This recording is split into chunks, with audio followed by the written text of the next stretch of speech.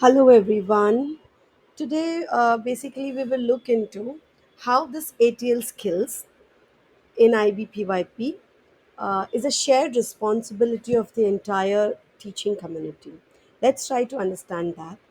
This entire presentation is based on my understanding, the way I have thought about possibilities in which the ATL skills can be achieved.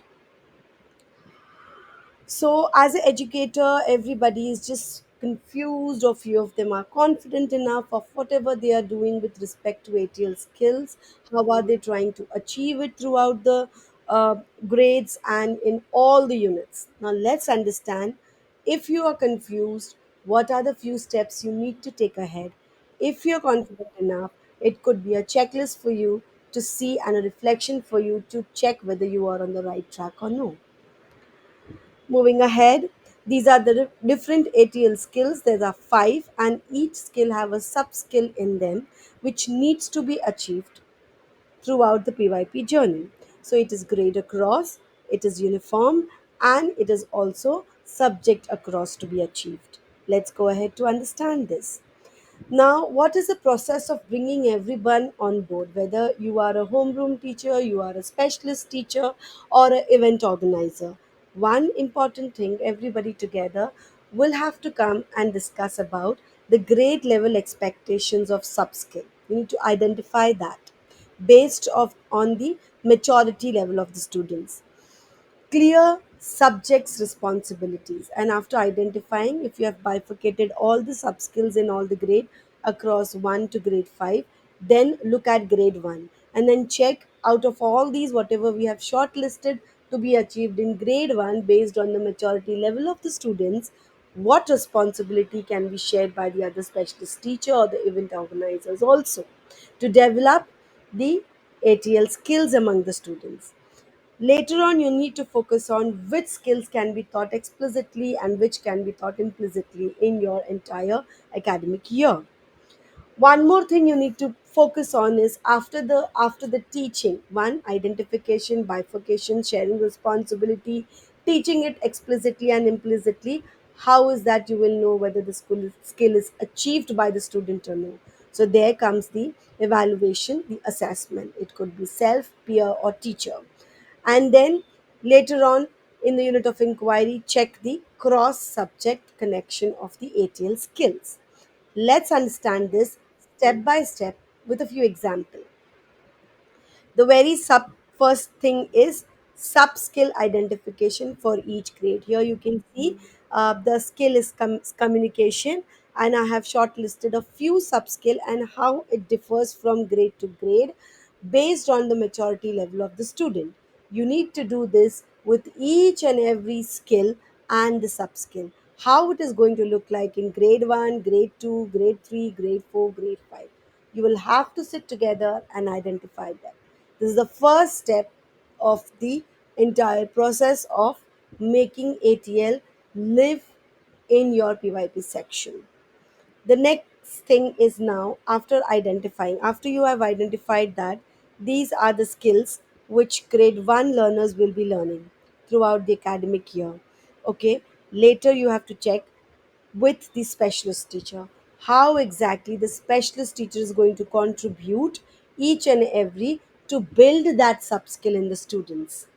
Once that is done, you need to then, I said, identify how explicitly or directly you will teach that skill under your subject, or how indirectly, implicitly, you're going to teach that sub skill to the students. After that is done, you need to identify different tools, different learning engagements, and how are you going to assess what is going to be the uh, visible assessment strategies used in each and every grade. Once this is done, you can also look at cross subject connection. For example, if research skill, eco solution, in science the child is finding, in math they can calculate the carbon footprints, and in language, persuasive letter to the policy makers, all while practicing collaboration, research, and critical skills. Okay, and you can also adopt this method of I do, we do, you do. I do is the teacher modeling, showing the students how exactly It can be learned, it can be demonstrated.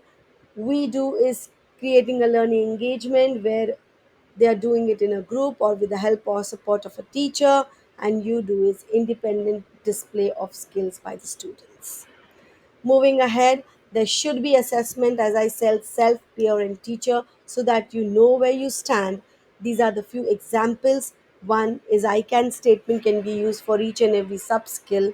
You can also make emoji or some red, green, yellow traffic light with the I can statement based on the grade level of the child to reflect. We can also have these kind of metaphor used where the child is, this looks like a continuum where the child can grade on the ladder which path he is on. And later on, this is one more example of leading respectfully, a sub skill under social skills, and the child is climbing the ladder. Here this can also be used as self reflection. You can also associate the skills with the ATLs and the learner profile.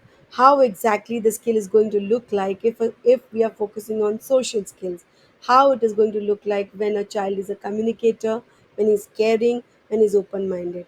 You need to make the students understand the link between the ATL skills and learner profile. They go hand in hand. One is used to display the other. So there are few strategies or visible thinking routines available on net. This also I've taken from the net itself, which can be utilized to design your learning engagement and thereby giving a scope to the students to display and learn the skills. Thank you so much. I hope you benefited from these few strategies and steps which you can also implement with your team so that you are on the right track of ATL development among your students. I hope this helped. Thank you very much.